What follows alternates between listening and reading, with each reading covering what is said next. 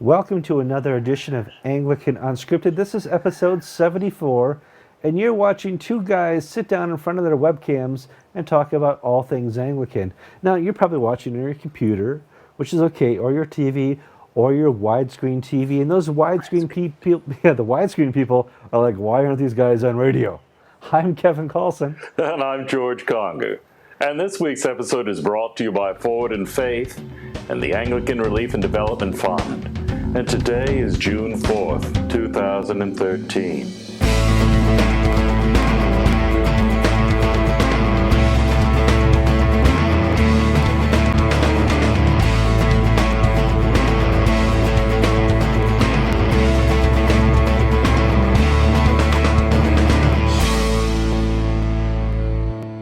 George, we have breaking news like sometimes we have on Anglican Unscripted. We're going to talk about what's happening over... Let's enunciate the words just for fun of it. 3, 2, 1. George, we have some breaking news. We're going to talk about what's happening over in England, specifically in the House of Lords, where today David Cameron introduced a bill allowing for heterosexual marriage and same-sex marriage and the whole convoluted box of everything that could be same-sex marriage into one bill. For those of you in the know, several bishops are in the House of Lords and get to stand up and speak to things that are presented before them. One of those bishops is the Archbishop of Canterbury. His name is Justin Welby. He got up to speak today and he said, of this bill, marriage is what, George? It's not a faith issue. Now, Kevin, we have been given Justin Welby the benefit of the doubt from day one. But come on, guy, you have to start delivering. The Archbishop of Canterbury, if the Archbishop of Canterbury is not going to discuss why marriage is a faith issue in the House of Lords debate on the gay marriage bill, who is? Yeah. I mean, basically he advanced all these sound sociological, economic, social arguments about the benefits of why gay marriage is wrong. But when you say this is not a faith issue, what does the prayer book call marriage? Marriage is defined as an institution of divine God. It's not a state representation of institution. It's a God-inspired institution. Jesus in the New Testament started his first ministry at Cana, a wedding. He describes this relationship with the church between a bride and a bridegroom. He understands the faith component of marriage. If any man in a purple collar, purple shirt, 3, 2, 1, Kevin, don't miss this right here. If any man in a purple shirt and a collar stands before the House of Lords and defends the faith, I would hope it would be the Archbishop of Canterbury in regards to God's outlook on marriage, George. Well, there is a fallback position. If this makes it through the House of Lords, Michael Nazarali, the former Bishop of Rochester, has pointed out that if the Queen signs this bill, this will force her to break her coronation oath to uphold the Protestant religion of England. Now, I don't know if what the constitutional implications of that are, but when we're talking about the Queen being forced to break, she's a devout Christian, and usually she's been a better spokesman for the Christian faith than certainly better than Rowan Williams has been over the last 10 years. Now it's reached that level of it's gone up that high up the tree. It really has, because our expectations are that our Christian leaders would stand for defense of the Christian faith, defense of the Christian gospel, defense of the full gospel. And sometimes that doesn't happen, and George and I will express a little bit of remorse. Sorry if we do that, but we actually believe what we talk about. We're not the crazy type. Forward in Faith is the vehicle and the organism for the continuation of the Oxford movement, which is, in fact, a continuation of the faith of the one Holy Catholic and Apostolic Church.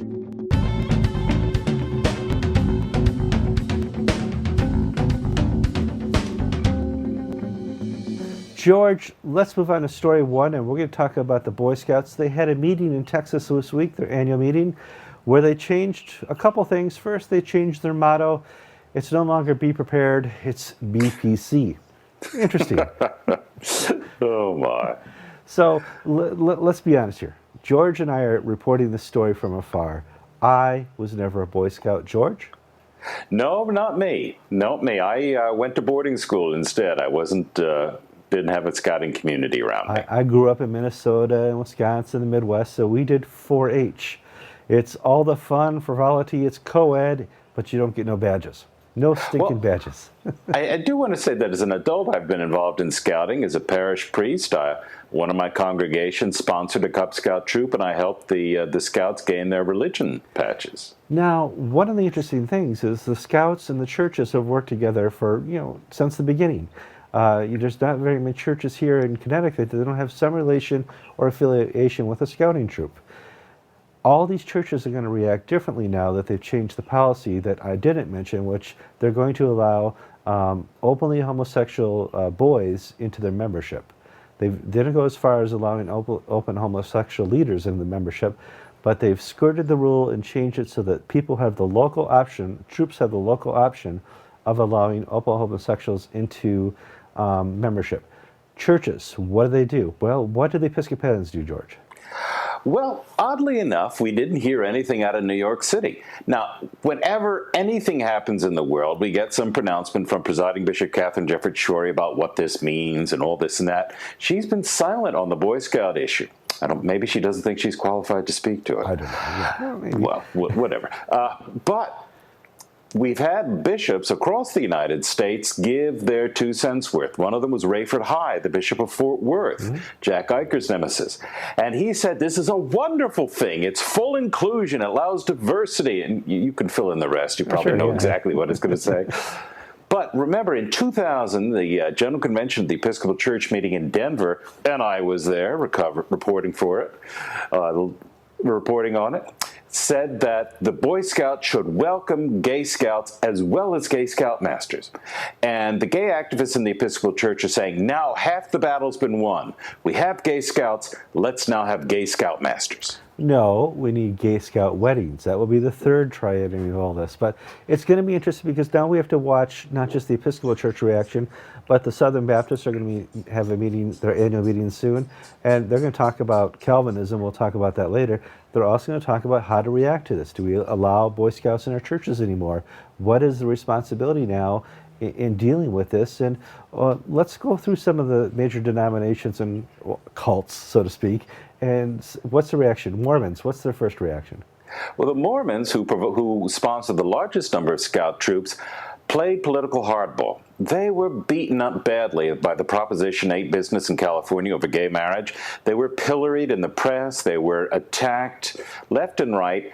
And so they decided to vote for gay Boy Scouts. Now, no Mormon scout troop will have a gay scout because the Mormons can exercise the local option and say no, but they're allowing other people to go ahead and have gay scouts. So whereas gay marriage was an issue they fought over principle, gay scouts was something that they thought, well, let's step aside and live to fight another day. Now, the Southern Baptists are going to be interested in because not all the Southern Baptists are as conservative as those Episcopalians. So what kind of response can we see? Is it going to be a divided response or a one-church response? Well, Southern Baptists, there are 45,000 Southern Baptist congregations, so you'll probably have 45,000 different answers. But the Southern Baptist Convention meets this month, and they are going to introduce a resolution urging their churches, their members, to disaffiliate from scouting and adopt a Baptist-based, church-based scouting movement instead. Now, I don't know many, I think there might be like 1,000 or a very large number of Baptist-sponsored scout troops. We're going to see some major defections from scouting. We are. In fact, what we're seeing now is I see on Facebook and stuff like that, there's small different groups, like in the Roman Catholic Church, that want to start their own Boy Scouts. They probably won't name it Boy Scouts, but they really want to have the affinity so that when you're earning the religion badge or the roping badge, it's actually for Boy Scouts and not for some PC purposes. And the they badge, can have a macrame badge and the macrame badge, the code pink badge. I mean, there's lots of different badges we can do. Maybe we shouldn't be saying this, Kevin. No, I don't know. Let's not go down the badge route. We're stopping right here. So we need to understand. And no Girl Scout jokes either, okay? No. I have 2 daughters. If I do a Girl Scout joke, I'll be poisoned at night. So we're not going. And they're both Girl Scouts. So I can't go there.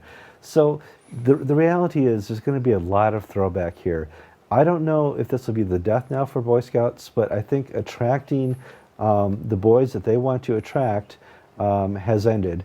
If you go and look at NASA astronauts, we're all Eagle Scouts. If you go look at the leaders of this country and leaders in industry, they've been Eagle Scouts and Boy Scouts for decades and decades. And I think now that continuum of building leaders out of boys has stopped. And it's gone to building the best PC we can PC in our PC world. Well, we need to keep several things in mind. Number one, this is a self-inflicted wound. The Boy Scouts took this issue all the way to the Supreme Court of the United States, which said they could exclude openly homosexual scouts from their midst. They were not under any legal obligation to do this. Second, they capitulated at the top, just like the Episcopal Church. This was not a groundswell movement from the scout troops. This was a calculated decision by the leadership to avoid trouble and lawsuits. And I think the Boy Scouts of America are going to go the same way the Episcopal Church. Both venerable institutions, both with influence far outside their numbers in the United States. But the Boy Scouts, like the Episcopal Church, are going to see a decline. And their days, I don't know if they will end, but scouting is no longer going to be what it once was. It's not, because scouting came to a fork in the road. One fork was to join the world and follow the well-beaten path of PC. The other fork didn't just have to be, we won't allow gays. It could be, we will allow gays and have a ministry to them, to show them what manhood is about. You are in war. I would go ahead and get underground.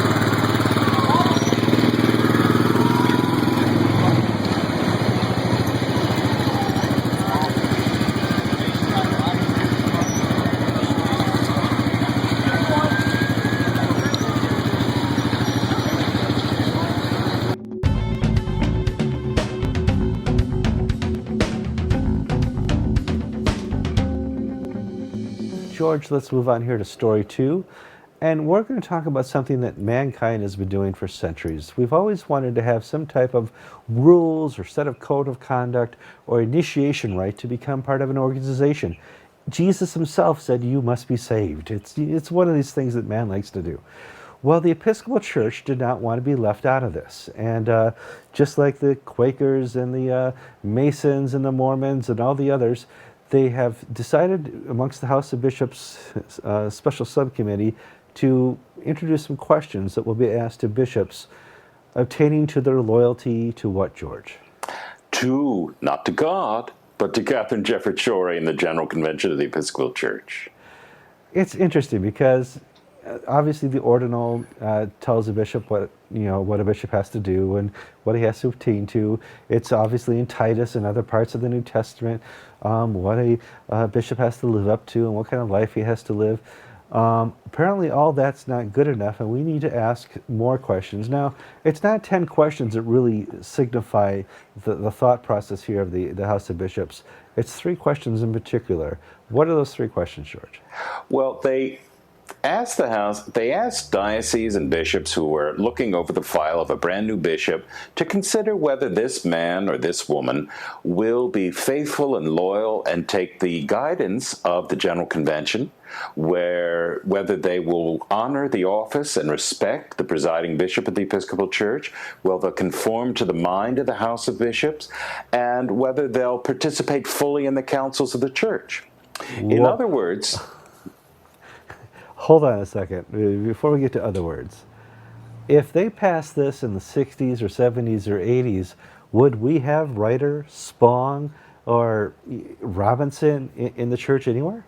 No, absolutely not. Yeah. If this is a confessional test, in other words, these are questions on top of the questions the ordinal ask you. Will you guard and preserve the faith? Will you be faithful in your teachings? That's really not an issue for the Episcopal Church. What is an issue is, will you support the policies put in place in 2006 by Catherine Jefferts Schori? And will you be a mindless tool of the national church? Well, we know by the absolute outrage all the dioceses have put forward this week that that's not going to go forward. Clearly, the bishops know that they can stand up against the presiding bishop, and these oh wait, that's a different story. What is there any response at all from the diocese? Well, I spoke to Bishop Jim Waggoner of Spokane, the head of the man who headed the committee that released these questions, and he said, George, I don't see why this is such a big deal. You're the only person who's asked if this is a problem. So 110 dioceses, nobody seems to. Well, they either just threw it in the trash when it came, or we just have Episcopal Church where the leadership is just fully cowed. Well, we learned from the ACI about this, and what did they have to say, George? Well, the Anglican Communion Institute, Dr. Ephraim Radner, Dean Philip Turner, among others, said that this was just, well, Ephraim Radner said this is silly, egregious, silly nonsense. And Philip Turner said this is just leftist confessionalism. In other words, it's not good enough to swear by the ordinal. You have to swear by Catherine Jefferts Schori. And the issue, and basically this is an anti-communion bishops, anti-Mark Lawrence, making sure that you don't have independent bishops ever again under the current administration.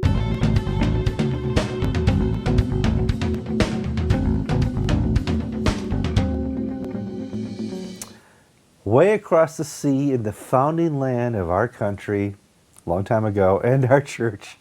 Peter Old, how you doing? I'm doing really well, thank you, Kevin. How are you? Really good, but I've been reading a lot of British press, and I'm getting more worried here. The Queen is going to violate her oath. The Bishop of Salisbury has condemned me to be a slave owner. All heck is breaking loose because there's an important vote this week. Yeah, so as we discussed a few weeks ago, the same-sex marriage bill is passing its way through the Houses of Parliament, and it's managed to get all the way through the House of Commons, and that has to get through the House of Lords. So it has what's called a second reading, which is happening right now as we record, and will be voted on Tuesday afternoon. And then it will have a committee stage and a third reading. Explain for us the House of Lords. Okay, how that so works. the House of Lords is what you get when you don't do stupid things like having revolutions over cups of tea. Historically, the Houses of Parliament in Britain have been split between the Commons, who have been voted in by the ordinary people of the country, or at least in the last 150 years by the ordinary people of the country, and at least in the last 100 years by the women. But it essentially has been a directly elected chamber. The House of Lords was historically just the hereditary peers, so the barons and earls and dukes, and it got reformed over the last century or so, firstly by having lots of appointed people. The government tends to appoint sort of experts and ex-commons MPs and so on. So people with lots of different areas of expertise. And the most recent reform over a decade ago was to get rid of almost all the hereditary peers and to make the House of Lords a mainly appointed chamber. So you have about a few dozen hereditary peers there who are elected from all the hereditary peers. So they tend to be the guys who actually have business experience or political experience. You have the Lords Spiritual, who are the Church of England bishops, or at least a few of them who sit there. You have a bunch of other religious representatives from the Jewish community, the Muslim community, Sikh, and so on. And then you have a whole host of people who are appointed by consecutive governments and oppositions who bring with them legal experience, political experience, business experience, scientific experience. In principle, it works really well because it stops the second chamber being a highly politicized chamber. Imagine the US Senate, but not voted in, but rather appointed on the basis of their ability and their experience, rather than how much money they could throw around come the primary season. Yeah, it would be an interesting thing. Now, let's get on to the vote. They're going to be voting tomorrow on whether or not Britain will have same-sex marriage. Now, you and I have discussed in the past, would this split the church-state that you have? What would the bishops do? And let's talk first about the church-state issue. Yeah, so obviously Britain has an established church, which doesn't mean that it is a state church, but it does mean that there are very close ties between the Church of England and the state. And the Queen, we are celebrating this weekend her 60th anniversary of the coronation, of the actual coronation service, as opposed to last year when we celebrated her accession to the throne. She obviously made, amongst the coronation oaths, an oath to uphold the sovereignty of the Church of England and its doctrine and blah, blah, blah. So there is a close relationship between church and state, but there are a lot of liberals who are very angry that there are Church of England bishops in the House of Lords who will get to vote, and a lot of them will vote no to the legislation. It's coming tomorrow for its second reading, so it's not the final vote. It's a kind of interim vote before it goes off to a House of Lords committee where they can scrutinise it in greater detail and then bring it back to the House once it's been amended, if it gets amended in committee. Let's talk about dueling bishops. And in the pre-show, you said one's not really a bishop. So let's talk we'll talk first about Bishop Salisbury. So the Bishop of Salisbury. Salisbury. If you read it in the phonetic, it's Salisbury, but okay, Salisbury. A guy called Nick Holton, who before he became the Bishop of Salisbury was the vicar of St Martin in the Fields, which is one of the big London liberal churches. Bit of history. 18 months ago, he sort of said a few things about same-sex marriage, same-sex blessings, that got him into a lot of trouble with a bunch of his clergy down in Dorset, which is part of the diocese, and also his suffragan bishop, Graham Kings, who is the theological chair of the Anglican grouping Fulcrum. And they kind of came to an agreement whereby the clergy weren't going to go and have a strop and start withholding parish share and things like that. And in exchange, the bishop said that he was going to continue to support the Church of England's official line on marriage.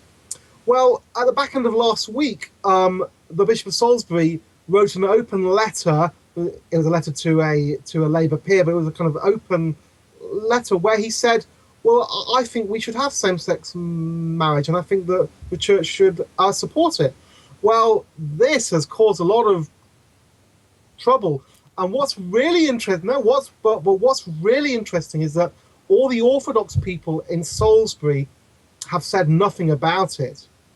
Now, you know that if people are just complaining, but have no plans, they go and that's it. It's all hot air.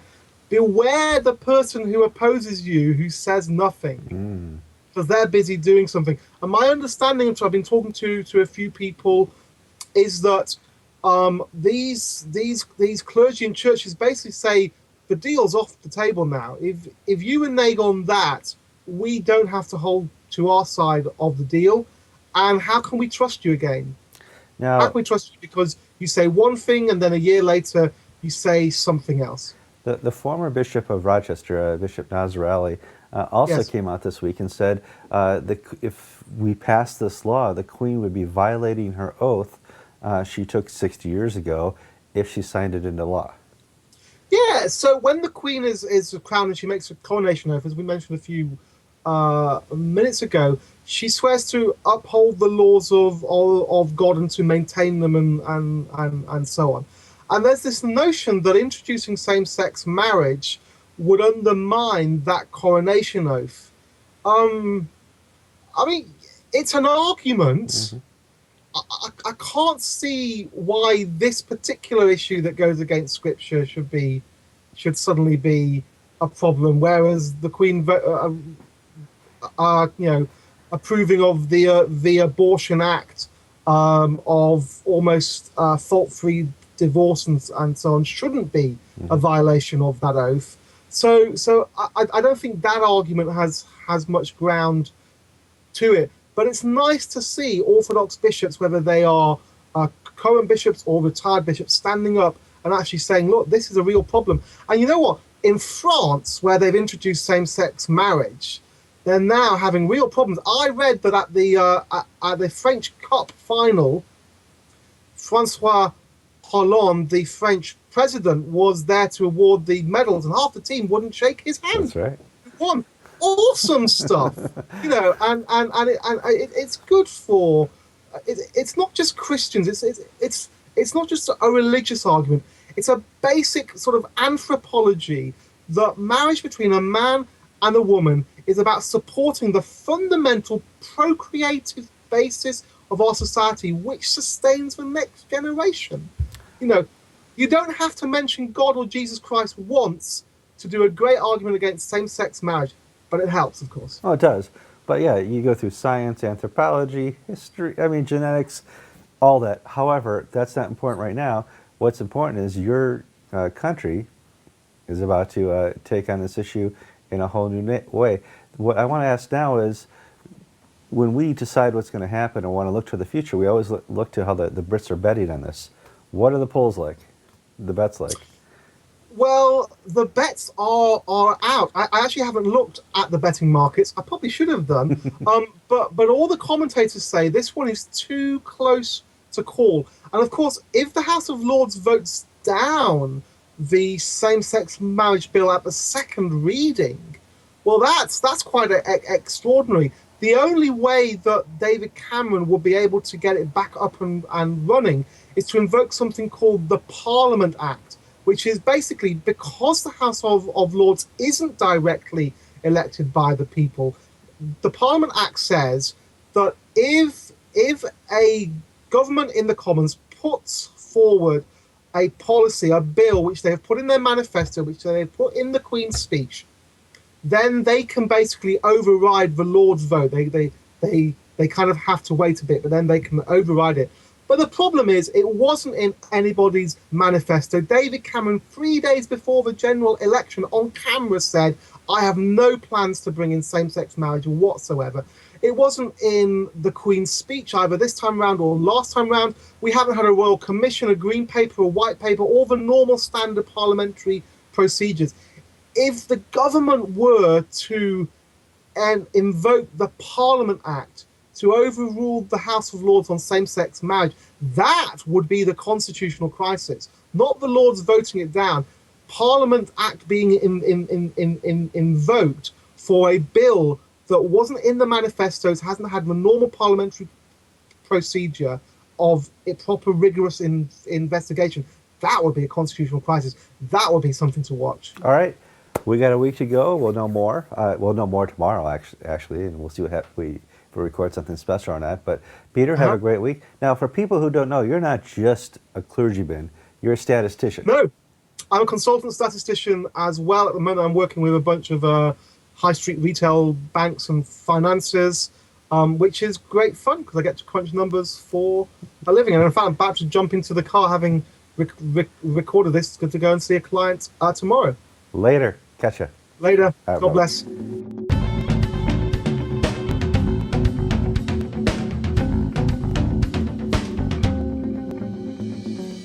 I'm on with Alan Haley, and we have an interesting week in news. You've been working specifically with the court case in Quincy. Quincy wanted to leave the Episcopal Church, and many years later, you're finally in court, and you actually have your day in court where the judge is going to hear both sides and make a decision. Right. A lot's happened in this period, and one of the things that's happened is several bishops, 9 of them, have signed an amicus brief and an affidavit. One in the Fort Worth case and one in the Quincy case, giving their opinion as to the polity of the Episcopal Church. Their polity is in much disagreement with 815 David Booth Beers and Catherine Jefferts Schori. Therefore, they got taken to the woodshed. There was a secret accord signed amongst the leadership of 815 and the bishops that said, what? Well, the accord was reached last January after a full day of mediation. It basically said that they apologized for what they had done. They didn't mean to cause offense to anyone. They agreed not to sign any more affidavits or briefs until General Convention could address the issue. And then they agreed on 2 points: that their position, as expressed in the bishop's polity statement, was probably a minority position, and also minority with respect to what, we don't know, but most likely the House of Bishops. And that the Dennis Canon was binding on diocesan bishops. So those were statements that were strange to put in an accord, but when you realize that they were intended to be used in the courtroom against those bishops if they came to testify, and one of them did come to testify in Quincy, then you can see why that was put in there. But there were other provisions in the accord which were Now that accord then was, after it was signed, it also had an unusual provision in it saying that the presiding bishop would publish it after she signed off on it. And she did. She signed off on it in March, and 3 days later, her office put out a press release with the text of the accord. Now, normally, as I say, the canons provide that the accord remains confidential, and all the presiding bishop does is give notice of the accord to the various ecclesiastical authorities in each of the dioceses and to the other primates in the Anglican Communion. And notice of the accord would simply be a letter saying, hey, we've reached an accord, everybody's happy, and nobody's going to get disciplined or something like that. It would leave all the details out. So this was highly unusual to say that not only that it would be published, but it would be published in the form of a general press release announced to everyone instead of just to the authorities that have to get it official notice by canon. Anyway, that's what the 9 bishops signed, and so I think when the interesting point is that what they signed gave all agreement to Catherine Jefferts Schori. We're wrong. The Dennis Canon is a viable canon in the church and it applies to all bishops. We're minorities in all this. They didn't defend anything they did. And why wouldn't Catherine Jefferts Schori put this out to the whole world? Well, that's why I say the canon, if they'd followed the canons and stuck to their canons, she could not have done that. So putting that provision in was an unusual concession. I guess they figured they could defend themselves, and a few of them did so after it came out publicly. But then surely the consideration for that was also the further provision, which incorporated into the accord all the terms of the mediation agreement, which had preceded the mediation. They signed, all the parties signed agreeing to keep everything confidential. And that the mediation agreement, which, as I say, whose terms were incorporated into the accord, had some unusual provisions saying that all documents created by this mediation, including the accord, would remain confidential. Nobody could talk about them or disclose what had gone on in reaching it. And also the documents could not be subpoenaed or produced in any judicial proceeding. Hold on a second. Yeah. I have news from a certain lawyer that this was produced in Quincy by the David Booth Beers team, even though the document says it won't. How is this possible? Correct. Well, that's a good question to put to the Episcopal Church in 815, because they basically disregarded the language of the accord, as I say, the mediation agreement that's incorporated in it, and just simply offered it into evidence and introduced it. They wanted to use it to impeach Bishop Beckwith, who was testifying in the trial. They wanted to use it to say that, well, so your position is just a minority position, right? Here you've admitted it, right, and everything like that. And so it was clear what their purpose was, but it wasn't until you look at the very close language of all the accord, you see how this is a gross violation of its terms. And as such, and as it turned out, he didn't get to use it as such or he decided not to use it, even though he had introduced it into evidence, because our side on Bishop Beckwith's direct examination asked him about it and took all the sting out of it. So there was no surprise left for him to show that to Bishop Beckwith. And as such, isn't this a violation of evidence rules or anything like that? If you're giving evidence that can't be given, or contract rules, I mean, something went wrong. No, it's not a violation of any court rule or law. It's a violation of the provisions of the agreement. It's a contract between the 9 bishops and the complainants and the presiding bishop. She signed off on it too. So it's like a private contract between them that they will agree to keep this confidential. And she has now broken that contract. And so as far as I'm concerned, they're released entirely from the whole terms of the accord. They can now file affidavits as much as they please, and they can say our position may be minority, but we're the right ones. They're released from this accord by this violation of it, in my canonical opinion. Well, clearly they are, legally as well. No judge would hold them up to say, right, she can talk and you can't. Exactly. Tech would say, of course. That's the way it works here. So let's drive ourselves back to reality. Should a bishop ever sign an accord that must be kept private? Where did this problem originate? Is it not being transparent? Is it signing a deal with the devil? What is the big problem here? Well, in the first place, the process was rigged from the start. The presiding bishop was the prosecutor who decided to go forward with the charges. She was then the judge who appointed the mediator, and she was the jury to decide if she liked what the result was, and then she's the executioner by publishing it, making it public, and trying to humiliate the bishops. So, I mean, her role was all throughout on this, and they never should have agreed to that in the first place. They should have challenged her partiality, because she took part in the discussions about this that occurred, the private discussions occurred during the session of the House of Bishops in General Convention last year. And so she was so already biased that she never should have been allowed to direct or run this proceeding to begin with. That's where things started. So yes, making a deal with the devil was the real problem here. All right, next week we'll talk more about South Carolina. Lots happening there. You and I are still in this timetable waiting for Texas to make up their mind about what they're going to do. Don't understand deadlines or anything, but obviously lots of news throughout the summer. You're going to be busy. You're going to be going back and forth to Quincy, or what's your schedule like? No, Quincy, now we're just submitting post-trial briefs, and then we'll wait for the judge to issue his decision. It'll probably be about a month or so. All right. Thank you for your time, and we'll catch you soon.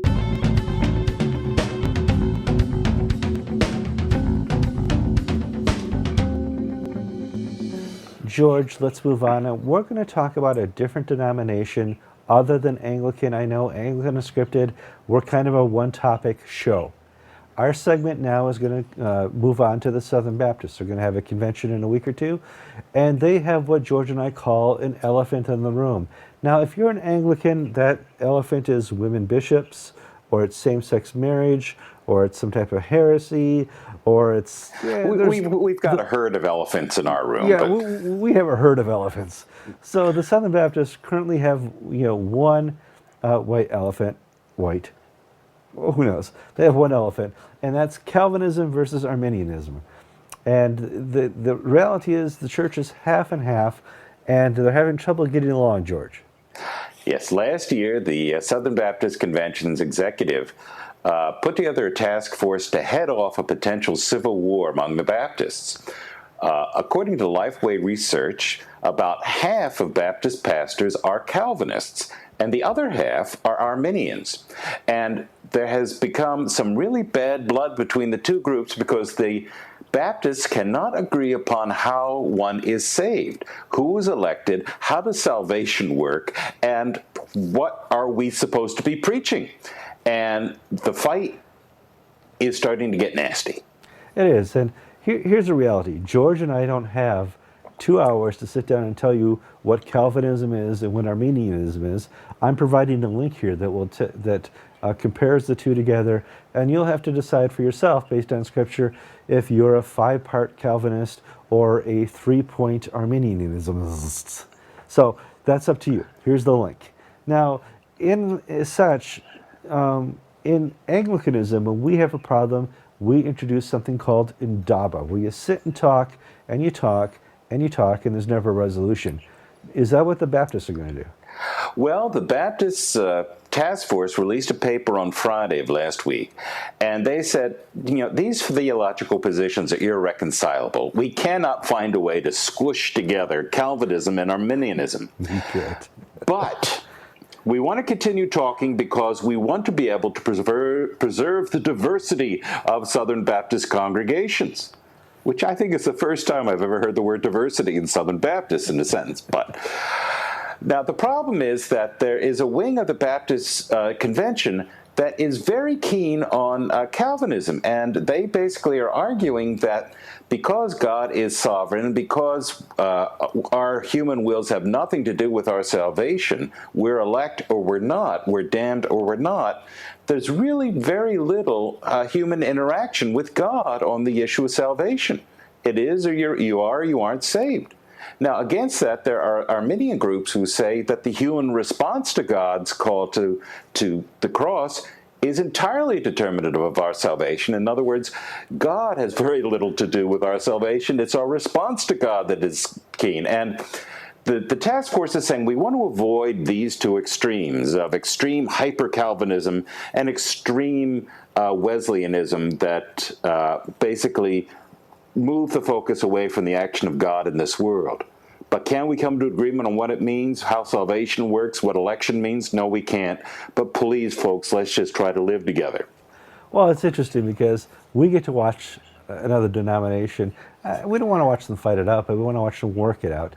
It'd be interesting to see if they actually come to some type of agreement and how they do it. Maybe we can mimic that in our church. Now, you and I, we know the Roman Catholics are a little dabble do you come to church and you're in. Anglicans, for the most part, believe salvation comes through Christ, but we also have a No, Kevin. Salvation comes from diversity. Oh, that's the Episcopal, yeah, or whatever. Okay, so there's obviously a theological argument in our own church, but the reality is we have a Calvinism in the Anglican Church. It doesn't present a problem unless we try to work with the Greek Orthodox Church or some of the Russian Orthodox, where they say, okay, they have determined Calvinism to be a heresy. Well, one of the things that has always been said about Anglicanism is that we have a Catholic liturgy, an Arminian clergy, and a Calvinist creeds and prayer book. Yeah. So we basically try to be all things to all people. But what the Baptists are trying to do is they're trying to avoid the path of the Episcopal Church of an Anglicanism of dissolution over an intractable problem. And whether or not they're going to be able to do it, I don't know. But Kevin, what I find exciting is if once the ACNA figures out how to resolve the issue of women clergy, and once the Episcopal Church finally comes to a decision on homosexuality, this is the next battle we can all fight and learn from the Baptists how to get along.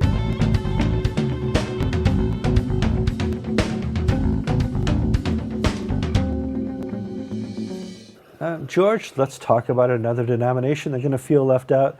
We've talked about the Southern Baptists and the Anglicans, and we referenced the Roman Catholics. This week, we're also going to talk about the Lutherans. For those of you who pay attention to internal press releases from the Lutheran Church, they elected their first openly gay bishop. What's his name, George? Guy Irwin. Now, you actually know Guy. Well, 20 years ago, Guy and I were at Yale together. He was finishing his PhD in church history, and I was just beginning my theological studies. And I didn't know Guy was gay at the time. I also found out in reading the press release that he's an American Indian. I didn't know that either. I knew he went to Harvard as an undergraduate, so there was something about him I didn't trust. So I thought it was that. But Guy is a lovely fellow. Okay, so let's talk about what's happening here. Why weren't the Lutherans first? Well, the Episcopalians were first to the gay bishop party.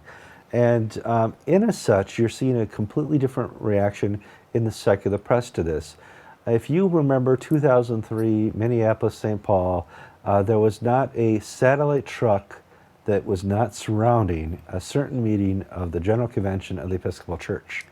It's the only way David Anderson ever got on CNN. That was his heavenly moment. He was on CNN every night for a week.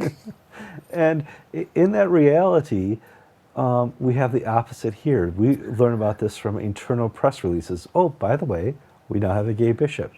And the reason it's by a press release is because the secular press has gone and left that. The Episcopal Church already done a gay bishop, so another denomination does it, no big deal. The strife you're going to see now within the Lutheran Church is going to be internal, just like it was in the Episcopal Church, but without the press. You're going to find a group that may form like an ACNA and separate, but you're not going to find the press covering it because they've seen this. Been there, done that, George. Well, I think what we've seen in the Episcopal Church, of the Episcopal Church breaking relations with most of Africa, is going to happen with the ELCA. In March, we did a segment for Anglican Unscripted about the Ethiopian Evangelical Church breaking with the ELCA over the issue of homosexual clergy. Now I think you're going to see the rest of Africa, to one extent or another, breaking with the ELCA over homosexual bishops. The Anglican fight is going to take off in the Lutheran Church. It is, because it's a global church, just like the Anglican Church. It's an interesting, I don't want to say fight to watch, it's an interesting struggle to watch. The struggle for what we recognize as a full gospel, understanding that Jesus is the salvation, and then that PC, the liberal wing, the Catherine Jefferts Schroeder wing of the church, that is more of the social gospel. And it's not surprising that other churches like the Methodist, the Lutherans, the United Church of Christ, who really, if you want to go for the most liberal church, it's UCC, but they were not first to have bishops because I guess they don't have bishops. They don't have bishops. They're like, dang, we had bishops. We could have had the first openly gay bishops. Yeah, you coulda, shoulda, but it was Tech's job. It's going to be something that we'll watch from afar, but we need to be praying for the Lutherans, because if worst comes to worst, they're going to separate again. They've already separated 3 times. There's the Wisconsin Synod, the Minnesota Synod, and the Evangelical Lutheran Synod of the church, and Missouri Synod, yeah. And Missouri Synod, sorry. I need to tell you guys, I was Missouri Synod for many years, and I married in the Missouri Synod Church. I want full disclosure here. I can actually speak as a previous post-Lutheran person. So let's see what happens. Keep them in your prayers.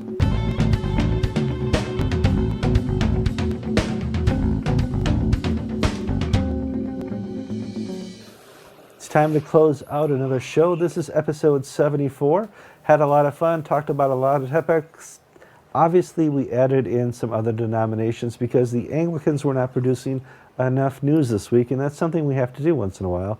But George, you're producing some news. What happened to the bionic collar? Well, I've gone from a high church look to sort of middle-of-the-road Anglicanism. Well, I had to visit to the neurologist and the orthopedic surgeon last week, roughly 100 days after my surgery, and they said I could take my collar off when I'm seated, not walking around, not driving, not likely to fall over.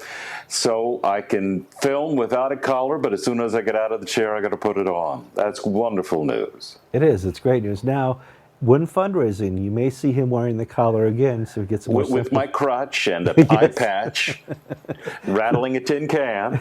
We may use that for fundraising in the future. Busy month for Anglican TV. I'm going to be doing several different events. I went and produced a special thing for ACNA that you may see in the future. I did that last week.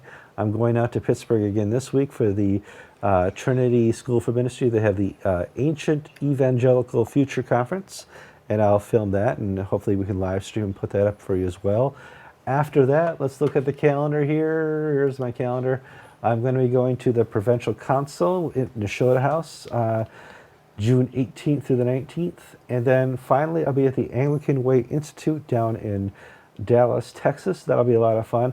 So George and I will probably have a interrupted schedule for filming Anglican Unscripted, but you guys are used to that anyway. Fundraising. I think we've raised enough now for 2 tickets. In fact, right after the show, we're going to buy George's ticket to GAFCON. So thank you so much. So whether you gave $10, whether you gave $50, $100, somebody gave $500, you have been so faithful, and we are so humbled and honored. We both get to go to GAFCON, and that's really through your faithfulness and your giving to this ministry. Remember, we're a 501(c), so all your giving is tax deductible.